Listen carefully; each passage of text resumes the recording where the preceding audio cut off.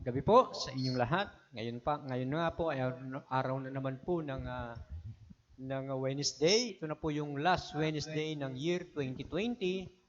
Kaya salamat sa Panginoon sa atin pong mga pagpapalang ginagawa ng Diyos dahil ngayon po, bagamat ngayon po ay last Wednesday ng 2020, nariyan pa rin tayo at patuloy pa rin tayong excited sa pakikinig ng salita ng Diyos. Salamat po sa lahat po ng ginagamit ng Panginoon. Almost sa isang taon na halos sa ating pandemic ay hindi pa rin po tayo tumitigil sa pangangaral at pagsasalita tungkol sa ating Panginoon.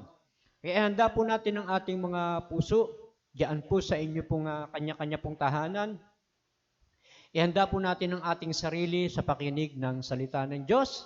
Sama-sama po nating pagsaluhan ang pagkaing hindi po lumilipas, ang pagkaing patuloy na bumubusog sa ating mga kaluluwa. Salamat po, tayo po ay manalangin. Dakilang Ama, makapangyarihang Diyos, napakabuti mo. Bagamat ngayon po ay araw na naman po ng Wednesday, ito po yung last Wednesday ng 2020. Salamat po na hindi mo kami pinabayaan, hindi mo kami kinaligtaan, at patuloy mo kaming pinagpapala. Salamat sa iyong mga salita na nagpapalakas ng aming buhay, nagbabago ng aming buhay, at patuloy pong nagdadagdag ng aming pong pananampalataya. Pinupuri po namin kayo at pinasasalamatan sa pangalan ni Jesus. Amen and amen. Sige po, palakpakan po natin ang ating Panginoon. Ang topic po natin ay yung the guilty man went free. Sino yon? The guilty man went free. Yung may kasalanan, pinalaya.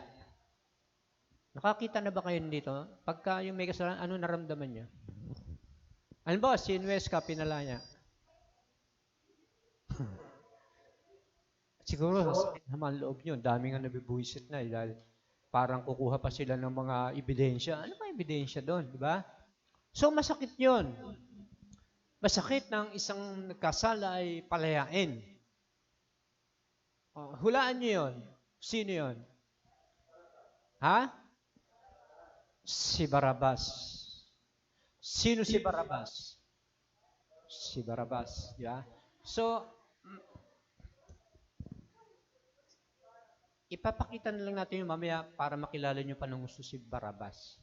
At kung sino si Barabas ngayon. Sino kaya si Barabas ngayon? Tingnan nyo yung katabi mo.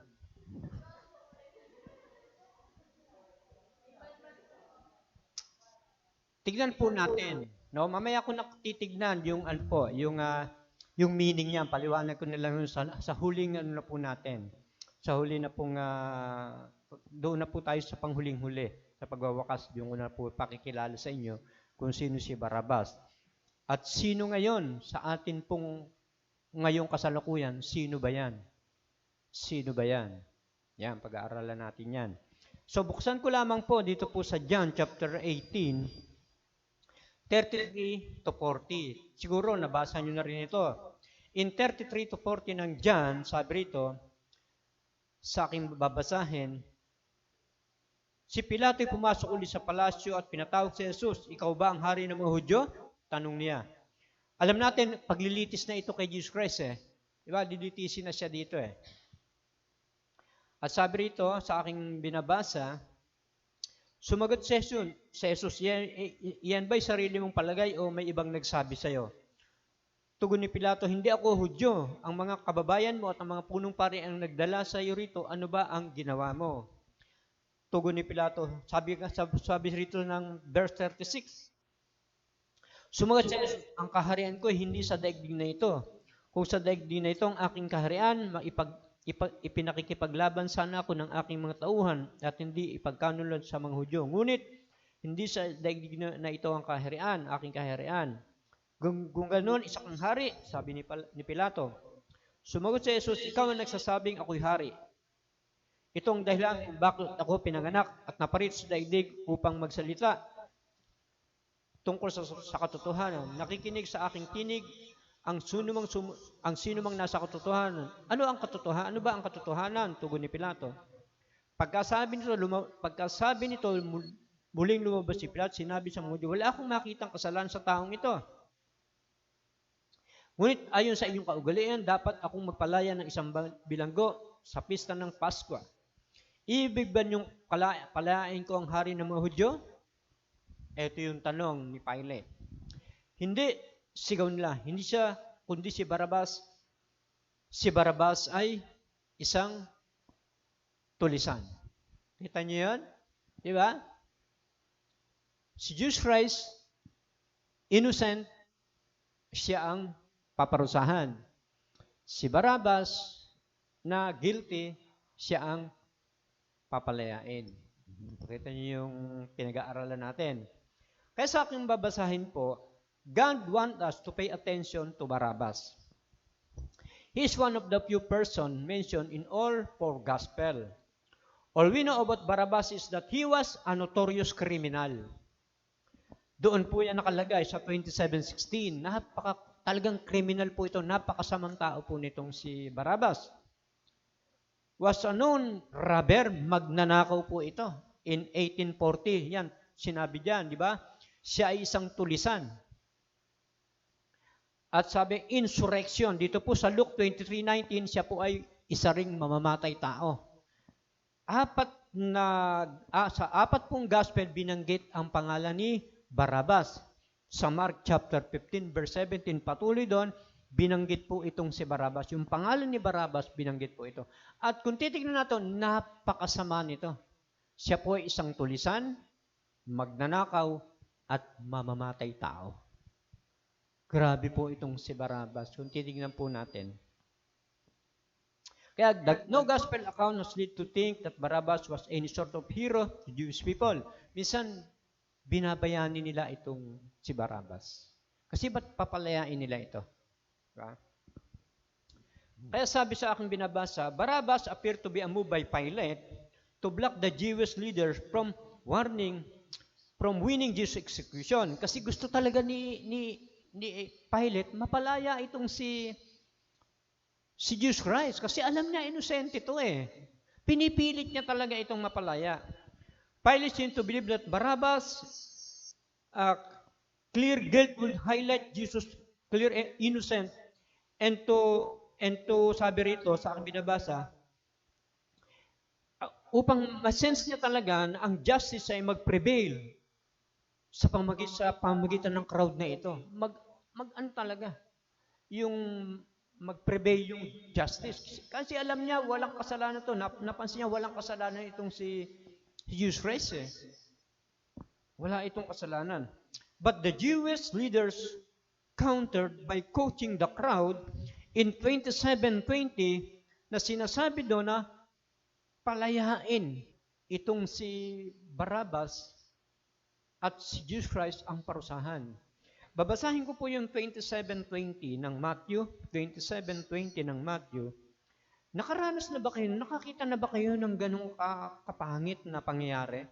Na yung kriminal, mamamatay tao, pinalaya, tapos ikinulong yung innocent? Nakakaano yun Nakakadismaya yon.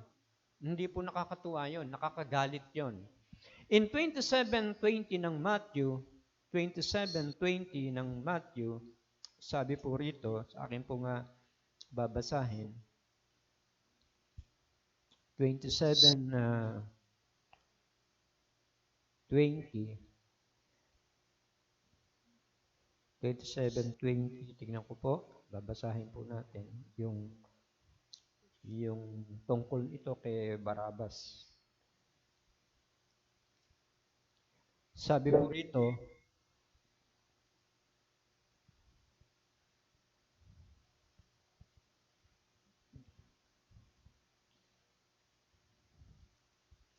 (27:20). Ang mga tao ay may sinusula ng mga punong pari at mga pinuno ng bayan na hilingin kay Pilato na si Barabas ang palain at si Jesus ay ipapatay. So makita natin dito yung kabaliktaran ng pangyayari. Na dapat sana itong si Barabas ay patayin siya, ikulong siya, at si Jesus Christ naman talaga ay walang kasalanan palayain. Pero binaliktad ito ng mga Hudyo, ng mga crowd, no? So nakikita natin dito kung paano po ito nangyari. At sabi nga po sa akin binabasa, Ang sabi niya kung binabasa, and Pilate surprised the people choose Barabbas. In the end, pinalaya niya si Barabbas at ipinarusahan itong si Jesus Christ na walang kasalanan. Yun po yung pangyari. And that is why God wants us to pay attention to Barabbas. Kasi gusto ng Diyos, tignan natin dito, magkaroon tayo ng attention kung bakit ito nangyari. Kung bakit ito nangyari. Siguro kung sa atin talagang kaanuhan, kaisipan, hindi natin papayagan ito. Nakaranas na ba rin kayo ng dumalaw sa kulungan, tapos ikaw kinulong ka? Dumalaw ka lang? Alam niyo ba, ako po nangyari sa akin yan. Nangyari sa akin yan. Nagkagulo dun po sa aming lugar. Meron akong kaibigan na talaga naman po, actually, mga salbahe rin, kasi hindi rin naman maganda ugali ko nun. Salbahe rin ako eh. So, nung nagkaroon ng gulo ron sa lugar na yon, di nagkadamputan. Nadampot, yung isang kumpare ko, alam ko, wala siyang kasalanan. Alam ko, wala siyang kasalanan eh. Ano nun eh, martial o curfew. Mga bandang mag-aalas 12. Kaya nung alas 12, hindi na kami nakakilos, dinampot na ng pulis yung kaibigan ko na yon, kumpare ko yon, dinala na sa presinto. Hindi kami makakilos kasi hindi kami makagala kahit curfew hanggang alas 4. Pagtunog ng alas 4 madaling araw, sumisirena yan eh. Ngayon, kahit na may curfew, nagkalat ang tao. Doon, hindi pwede noon. Hindi pwede noon.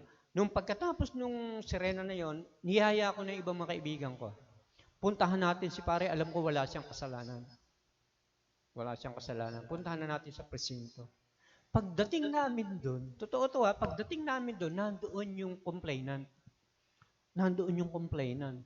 Siyempre, dadalaw lang kami eh. Parang tutulungan namin yung kumpare namin eh. Ako tinuro. Sinampal pa ako nung complainant, babae. Babae. Sinampal pa ako. Buti na, ko rin, nasangga ko. Sampalin ko sana, ang daing pulis eh. Siyempre, ako kinulong. Totoo, kinulong ako. Sabi, eto yung complainant babae. Eto po yung sa akin. Nanakit sa akin. Umagaw sa akin. Ganito, bumili, hindi nagbayad. Stapa nga kaso ko eh. No? Ako kinulong. Tapos yung kumpare ko, pinauwi, pinalaya. Ako naiwan sa kulungan. Dadalaw lang ako doon. Kaya nga ang lakas ng loob ko kasi wala naman akong kasalanan eh. Alam mo, nagdusa ako sa kulungan. Almost kalahating buwan. Akong nakulong. Wala akong kasalanan. Pero kilala ko yung gumawa. Kilala ko yung gumawa ng kasalanan na yon. Kumpare ko din eh. Pinuntahan ako. Una, tatay ko. Ano ba yung nangyari? Sabi, wala ka naman daw kasalanan. Ituro mo nila kung sino. Pinuntahan ako ng kumpare ko. Yung may kasalanan. Nagpunta siya ron, nakita lang mo. Hindi na siya inuhuli. Nakakulong na ako eh. Sabi niya, pare, ako yung may kasalanan eh. Aminin mo na, ako na. Sige na, dito na ako.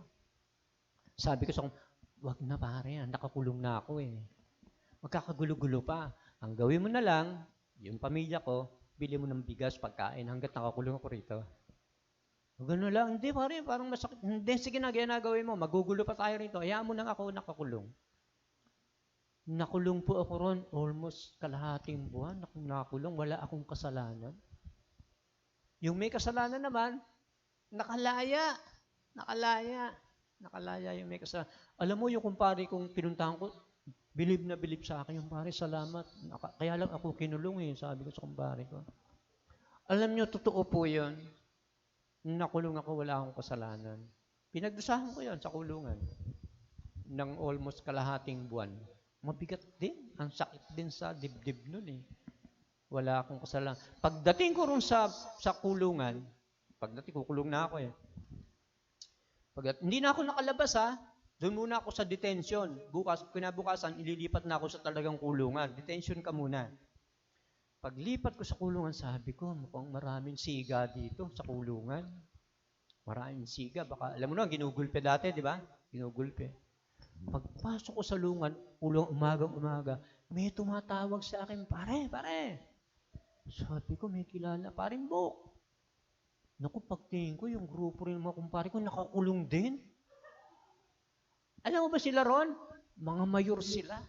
Kaya wala akong ginawa. Hindi ako, sabi ko, anong ginagawa nyo rito? Sabi, ikaw, ano ginagawa mo rin dito? Sabi sa akin, na ganun ako. Alam ba, kaso nila, puro pagnanakaw yon. Puro pagnanakaw. Hindi ako nagalaw sa kulungan. Hindi ako na ano doon. Kasi pagdating ko ron, may mga kumpare ko nakakulong. Meron pa akong pulis na kilala na nandun din siya. Hindi siya nakakulong. Siya yung pinaka nagbabantay sa kulungan doon. So makita nyo to, na masakit po yun. Masakit po yun. Matagal na yun. Year ano pa yun eh. Mga 70s. No? Early 70s. Martial na nun. Wala pa. Wala eh. Huli kayong pinanganak eh. So, ano pa? Martial pa nun. Martial pa. So, masakit po yun talaga. Nung ako nga, nasaktan ako eh. How much more itong pangyayaring ito? Di ba? How much more yung palayain mo itong demonyong tao nito? Siguro kung sinwes ka papalayain, hindi tayo papayag eh. Hindi tayo papayag. Mag-people power. Totoo yun. Pero ano ba rito? Tingnan po ninyo ha. Kaya sabi, but God placed Barabbas in every gospel account of the crucifixion to show that Jesus came to lay down his life so that guilty could go free. Upang ang mga guilty, ang makasalanan ay lumaya. Yun po yun. At ang sabi ito, in Barabbas, tandaan nyo to ha, in Barabbas, we are see to ourselves. Sa buhay ni Barabbas, nakikita mo sarili mo. Kaya tanungin mo yung mga katabi mo. Tanungin mo yan, ikaw ba si Barabbas? Ano sagot? Ano sagot? Guilty. Yes, si Barabbas ka. Meron kang papel dito, ang ginanapan mo, isa kang Barabbas. Grabe, nababasa ko ito, nakakatuwa. Nakakatuwa po itong ginawa sa atin ng Panginoon. Kaya sabi, in Barabbas, sabi po rito, we are to see ourselves. We all have sinned. Yun po yung sinasabi ng Bible. In Romans chapter 3, verse 23, we all stand guilty before God. We all deserve the condemnation of eternal death in 6:23 ng Romans.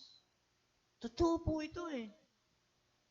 Sabi nga ng Bible, walang matwid, wala kahit isa. Lahat ay nagkasala. Hindi mo na kinakailangan pumatay ng tao. Hindi mo na kinakailangan magnakaw. Hindi mo na kinakailangan kung ano masamang gawin mo. Makasalanan ka. Katulad ka rin ni Barabbas. Yun po yung sinasabi ng ibang mga tao eh. Hindi ako makasalanan, wala akong pinapatay. Hindi, makasalanan ka pa rin. Siguro nga may inis kayo. Ano, hindi ako si Barabbas, wala akong pinatay na tao. Wala akong ninakawan. Hindi ako tulisan. Pero ikaw pa rin si Barabbas, makasalanan ka pa rin. Hindi kinakailangan pumatay ka ng tao, magnakaw ka para masabing makasalanan ka. Hindi po. For the wages of sin, isang kasalanan lang yon.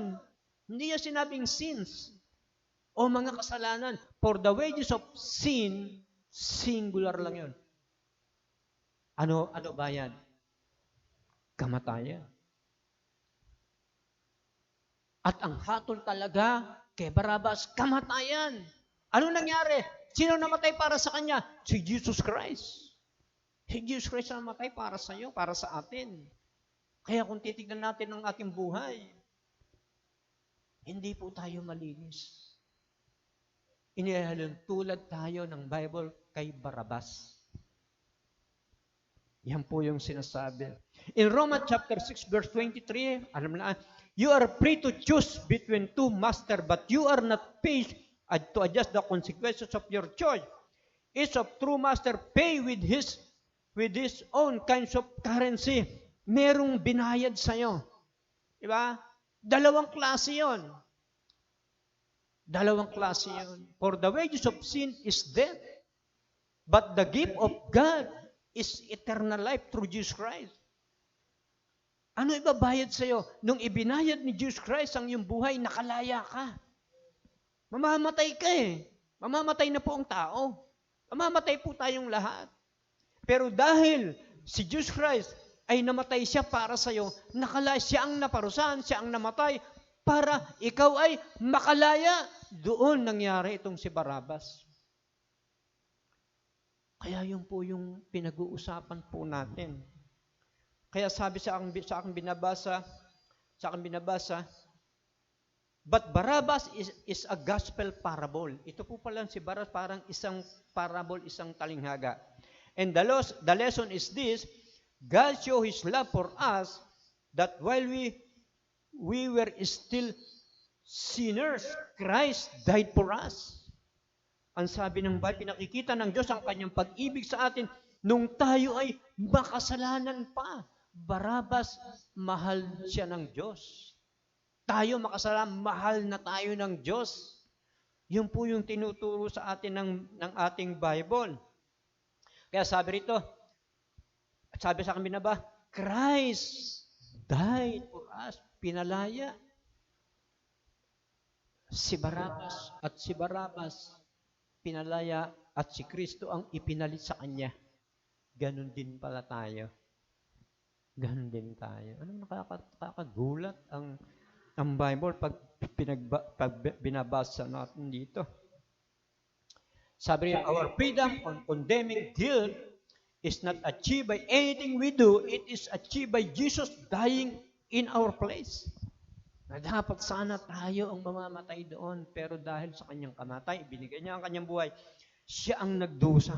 Siya ang walang kasalanan ay naging kasalanan. Yun po yung pinag-aaralan natin. Sabi, it is given to us as a free gift. A gift that we receive by faith sa Ephesians chapter 2 verse 8 and 9, in Romans chapter 6 verse 23. And all who receive this free gift not only are freed from death, sentence of sin, they also receive the right to become the children of God. Yun po yung sinasabi. No, kung tatanggapin mo ang free gift na ito, hindi ka lamang makakalaya sa paglaya mo doon sa iyong kamatayan, but also receive the right to become the children of God. Ikaw pa'y magkakaroon ng karapatang maging anak ng Diyos. Hindi ka lamang makatatanggap ng pagpapatawad sa iyong mga kasalanan at ituturing ka pa ng Diyos na kanyang anak. Ang sama-sama mong tao. Ang sama-sama natin tao. Tapos magiging anak tayo ng Diyos. Karapatan, right? Nagkaroon tayo ng karapatang maging anak ng Diyos. Iyon po yun. Barabbas is a powerful parable for those who have ears to hear. So pay attention to Barabbas, and every time you read of him, remember that if the Son sets you free, you will be free indeed. Ang sino mang pinalaya ng anak ay tunay na ngang malaya. Nakatandaan yung kinikwento ko noon, yung magnanay, di ba? Yung nanay, yung anak, galit na galit sa kanya yung nanay niya, galit na galit yung anak niya sa kanya. Natandaan niyo yun? Galit na galit siya dun sa nanay niya. Dahil siya masamang bata, lumaki na siya, naging salbahe siyang bata, nakulong siya. At nahatulan siya ng kamatayan. Pero sa kabalian, dinadalaw pa rin siya ng nanay niya. Dinadalaw pa rin siya. Tinataboy niya yung nanay niya. Huwag na kayo pumunta rito. Wala na kayo magagawa sa akin. Galit na galit pa rin siya dun sa nanay niya. Hanggang minsan, nung binigyan na siya sa ganitong date, bibitayin ka na. Bibitayin ka na.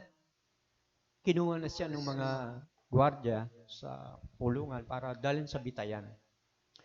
Talagang lungkot na rin siya. Dahil siyempre, bibitayin ka naman, magiging masaya ka pa ba nun? Ikaw nga, ganun na yun. Pagdating niya ron, nagtataka siya, dinala siya doon ng gwardiya sa gate, palabas. Sabi sa kanya ng gwardiya, umuwi ka na, malaya ka na. Tapos tinanong, asa nanay ko? Nanay mo, nagpabitay para sa'yo. Grabe. Ang nanay ko nasaan? Nagpabitay na para sa'yo. Grabe, di ba? Ikaw kaya ganun, anak ka. Tapos yung galit na galit ka doon sa parents mo. Nahatulan ka ng bitay. Tapos, nabalitaan mo, ikaw hindi nabitay nanay mo. Ganon din ito eh. Ganon din ito. Kaya sa ating pong buhay, napakahalaga po ng forgiveness o ng paglaya natin sa kasalanan. Diba? Yan, tignan natin. Ngayon, tignan natin kung sino tong si Barabbas. Who was Barabbas? Jewish men had names. Magtatapos tayo rito. Tatapos na. Tuwan-tuwa kayo. Panoorin nyo nga yung pinakitang video sa yung China, di ba? Panoorin nga yun. 3 days. Tapos tayo, 45 minutes lang. Gusto na umuwi. Jewish men had been named na identified with his father. Siyempre, ma-identified ka dahil sa tatay mo. Di ba? Tatay mo. Halimbawa, si Michelle, anak ni Leo. Anak ni Leo. Payag ka naman, di ba? Payag. Si Becca, anak ni Kuya Henry. Payag ka yan. Pag papayag ka, siyempre, si Kuya Henry yan. Yeah. Pag tinatanong ka ng mga kalaro mo, kamukha ka ng tatay mo, nanay mo. Pagka sabi kamukha ng nanay mo, kamukha ng tatay mo, natutuwa ka ba? Hindi. Minsan gusto mo kamukha ka ng tatay mo. Ayaw mo kamukha ng nanay mo. Diba? Ganun eh. Sabi rito, Jewish men have identified them with their father. Nakikilala ka sa pamagitan ng tatay mo. Simon Peter, for example, called Simon son of John. Si Peter, Simon, anak ni John.